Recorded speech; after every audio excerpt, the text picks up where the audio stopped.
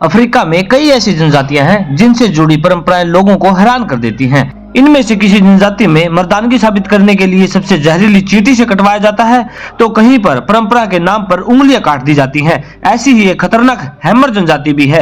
Hammer जनजाति के लोगों के बीच एक रस्म निभाई जाती है जिसे उगली तुला कहा जाता है। इसके तहत जिन लड़कों को लगता है कि वो शादी करने के लायक हो गए हैं, तो उन्हें इसका सबूत देना पड़ता है। चौंकाने वाली बात तो यह है, इनमें शामिल होने वाली महिलाओं को भी उनकी मर्जी से कोड़े से पीटा जाता है। दरअसल बुल जंपिंग फेस्टिवल अकुली तुला इस जनजाति से जुड़े लोगों के लिए पवित्र परंपरा है। इसकी शुरुआत महिलाओं के नृत्य से होती है, जिसमें से 15 गायें व बैलों को एक साथ खड़ा कर दिया जाता है। जो भी लड़का खुद को शादी लायक समझता है, उसे इन जानवरों के ऊपर से कूदते हुए पार करना होता है। अगर कोई लड़का इन जानवरों को पार करने में असफल हो जाता है, तो वहाँ मौजूद महिलाएं उसकी पिटाई करती है। इतना ही नहीं, लड़के के घर की महिलाओं को भी खून निकलने तक पीटा जाता है। हालांकि जो लड़का इन जानवरों को कूदते हुए पार कर जाता है, उसकी शादी मनपसंद लड़की से करा दी जाती है तथा शादी के लिए जिन लड़कियों को बुलाया जाता है, उन लड़कियों को पीटने के लिए माजा नाम का एक समूह आता है, जो पंख, हार और कंगन के साथ अपने शरीर को सजा कर रखते हैं।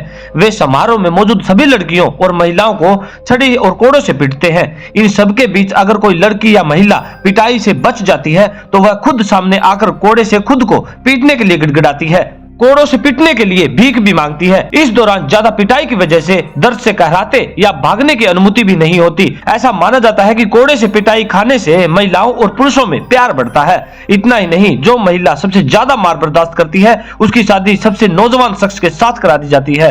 विधवा महिलाएं भी इस परंपरा में हिस्सा लेकर अपने लिए नया जीवन साथी तलाशती हैं।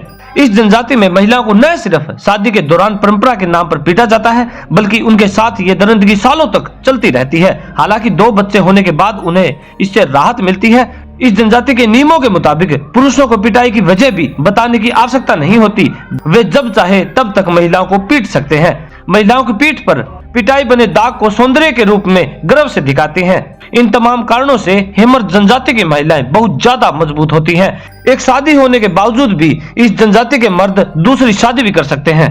हेमर जनजाति के लोग वो अपनी जीविका और संस्कृति मवेशियों के इर्द गिर्द रहती है और वे कृषि का कार्य भी करते हैं। वे रंगीन कंगन और मोतियों को अपने बालों, कमर और बाहों पर पहनते हैं। हेमर जनजाति के सभी लोग अपने शरीर पर किसी तेज धार वाले चाकू से टैटू बनाते हैं और चाकू से हुए शरीर के घाव को राख और चारकोल के द्वारा सुखा दिया जाता है। हेमर जनजाति में विवाहित महिलाएं गोलाकार हार पहनती हैं। हेमर जनजाति में पुरुष बाल या गहने पहनते हैं, जो किसी दुश्मन या जानवर की पिछली हत्या का संकेत देते हैं।